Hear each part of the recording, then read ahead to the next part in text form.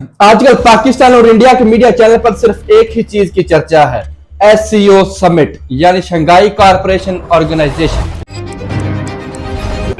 क्योंकि इस समिट की प्रेसिडेंसी पाकिस्तान के पास है। जो मेन समिट है वो 15 और 16 अक्टूबर को इस्लामाबाद के कैबिनेट कन्वेंशन में होगा। इस समिट की इंपॉर्टेंस इसलिए भी ज्यादा है क्योंकि ऑलमोस्ट 9 साल बाद इंडिया की तरफ से कोई एक्सटर्नल अफेयर मिनिस्टर पाकिस्तान का विजिट कर रहा है। India's External Affairs Minister will visit Pakistan in a rare trip later this month. S. Jaishankar will go there to attend a meeting at the Shanghai Cooperation Organization. This will be the first visit by an Indian foreign minister to Pakistan in 9 years. इससे पहले 2015 में Indian prime minister Modi ने एक बहुत बड़े delegation के साथ पाकिस्तान का विजिट किया था। Indian Prime Minister Narendra Modi has made a surprise stopover in Pakistan on his way home from Russia. आखिर क्या है एससीओ समिट जिसने पाकिस्तान, इंडिया, चाइना जैसे बड़े राइवल्स को एक प्लेटफॉर्म पर इकट्ठा कर दिया। ऑलमोस्ट 4 सुपर पावर एक ही वक्त में टेररिज्म, ट्रेड और इकोनॉमी पर बात करेंगी पाकिस्तान से। आखिर क्यों इंडिया को एससीओ समिट में एक दोगला मेंबर समझा जाता है, आइए जानने की कोशिश करते हैं आज की इस video.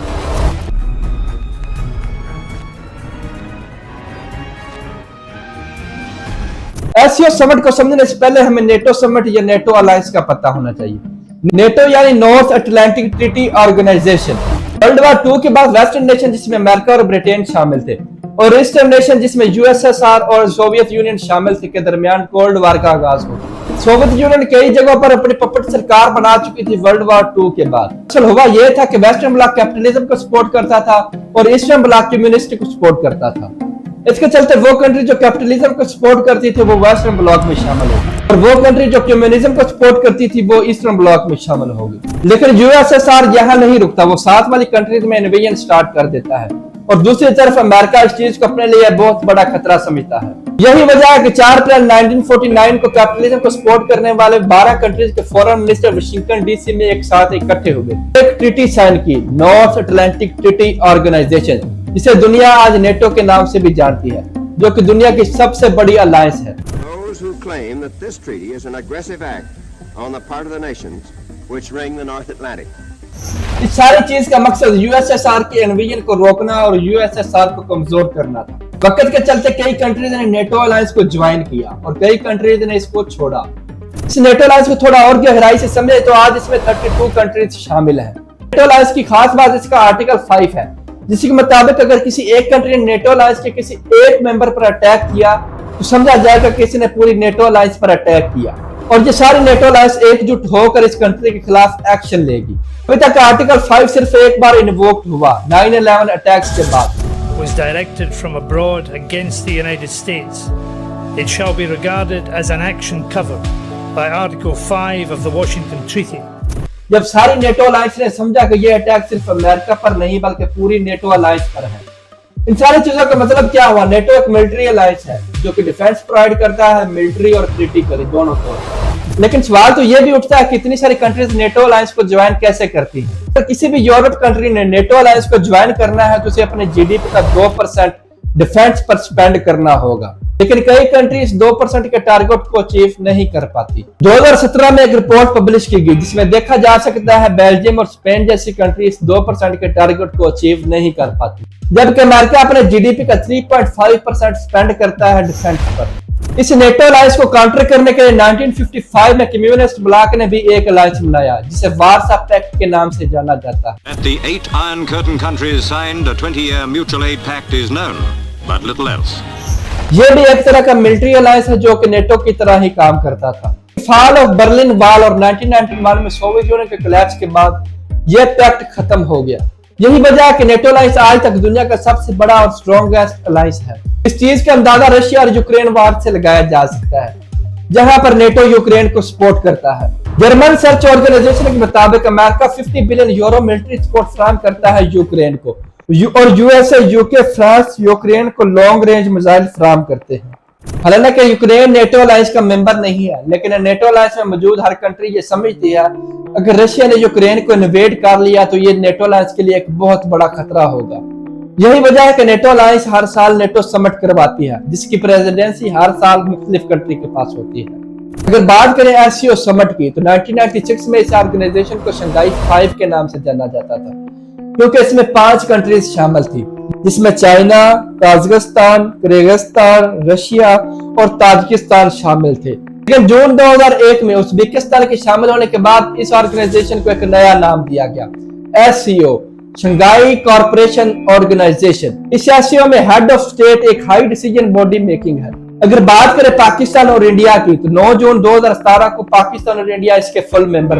In this photo op, India and Pakistan do not stand shoulder to shoulder as neighbours in the Shanghai Cooperation Organisation, though. और जुलाई 2023 में ईरान ने भी SCO ऑर्गेनाइजेशन को ज्वाइन किया। And now, 20 years later, Iran is set to become the group's newest member. और इस तरह SCO organisation total 9 member पर मुश्तमिल है। इसके अलावा 3 ऑब्जर्वर स्टेट अफगानिस्तान, बेलारूस और मंगोलिया भी शामिल हैं। इसके अलावा 6 डायलॉग पार्टनर भी शामिल हैं। इस ऐसे ऑर्गेनाइजेशन को देखकर ये बात साफ पता चलती है कि इसमें वो कंट्रीज शामिल हैं जो नेटो अलायंस से सख्त नफरत करती हैं। रशिया, चाइना, पाकिस्तान और ईरान, ये चारों कंट्रीज नेटो अलायंस के बहुत खिलाफ हैं। शुरू में नेटो अलायंस टेररिज्म, सेपरेटिस्ट और इंतहा पसंदी पर फोकस करता था, लेकिन 2006 में ड्रग की स्मगलिंग को रोकने के लिए SCO को एक सोर्स के तौर पर इस्तेमाल किया गया। 2008 में अफगानिस्तान को नॉर्मलाइज करने के लिए SCO को एक सोर्स के तौर पर इस्तेमाल किया गया। वही दौर से जब अमेरिका ने अपनी आर्मी को अफगानिस्तान में उतारा। Maintaining a secure region when it comes to hosting this event, and especially when the US is currently now withdrawing its military troops from Afghanistan. अगर ऐसी ऑर्गेनाइजेशन का मजीद गहराई से समझे तो इसमें शामिल कंट्रीज दुनिया की 40% पॉपुलेशन को कवर करती है। ये कंट्री दुनिया के 25% GDP में भी कंट्रीब्यूट करती है। दूसरी तरफ नेटो अलायंस सिर्फ 30% GDP का कंट्रीब्यूट करती है। मेन डिफरेंस SCO और नेटो में यह भी है कि SCO बात करता है कि कंट्रीज को अपने इंटरनली सिक्योरिटी सिस्टम को मजबूत करना होगा, बजाय कि दूसरी स्टेट को। SCO बात करता है ग्लोबल पीस की। तो नेटो ऑर्गेनाइजेशन हर साल डिफरेंट कंट्रीज में समिट करवाती है, इस तरह SCO ऑर्गेनाइजेशन भी हर साल डिफरेंट कंट्रीज में समिट करवाती है। अगर बात करें 2024 के समिट की, तो इसकी प्रेसिडेंसी पाकिस्तान के पास है और 2017 में शामिल होने के बाद ऑलमोस्ट 7 साल बाद पाकिस्तान को पहली बार मौका मिला है होस्ट करने का। पाकिस्तान ने समिट में इंडियन प्राइम मिनिस्टर मोदी को भी इनवाइट किया, लेकिन इंडिया की तरफ से external affair minister S Jaishankar Pakistan आ रहे हैं। क्या इंडिया की समिट में शामिल होने से पाकिस्तान और इंडिया के दरमियान ताल्लुकात कुछ बेहतर होंगे? तो इसका जवाब सीधे तौर पर ना है, क्योंकि इंडिया के एक्सटर्नल अफेयर मिनिस्टर एक प्रेस कॉन्फ्रेंस में वादा कर चुके हैं कि वो इंडिया पाकिस्तान के रिलेशन के लिए नहीं जा सके, बल्कि वो सिर्फ SCO की मीटिंग अटेंड करने जा रहे हैं। want to say it will be for a multilateral event. I mean, I'm not going there to discuss India-Pakistan relations. ऐसा पहली बार नहीं है कि इंडिया के प्राइम मिनिस्टर SCO समिट को अटेंड ना कर रहे हों। United State for institution peace की इस रिपोर्ट को देखो। 2020 में मोदी सरकार ने दिल्ली में होने वाले समिट को डाउनग्रेड करके एक वर्चुअल मीटिंग कर दिया। 2021 में समिट को एक बार फिर स्किप कर दिया। यही वजह है कि SCO समिट में इंडिया को एक दोगला मेंबर समझा जाता है।